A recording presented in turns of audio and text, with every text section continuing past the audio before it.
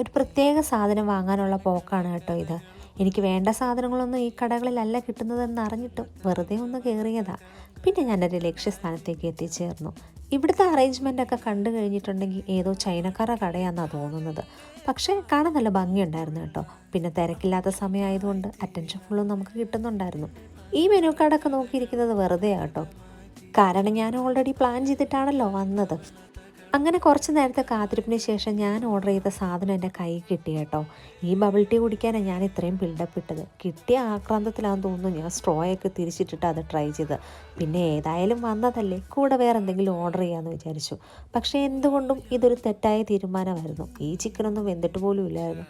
പിന്നെ എന്തായാലും ഓർഡർ ചെയ്തല്ലേ, വേസ്റ്റ് ചെയ്യേണ്ടെന്നങ്ങ് കരുതി. അങ്ങനെ വാങ്ങിയ ഫുഡെല്ലാം കഴിച്ച് തീർത്തിട്ട് അധികം കറങ്ങി തിരിയാതെ ഞാൻ എൻ്റെ വീട്ടിലേക്ക് വച്ച് വെച്ചു. എന്നാൽ ശരി, ഇന്നത്രയേ ഉള്ളൂ. Bye bye.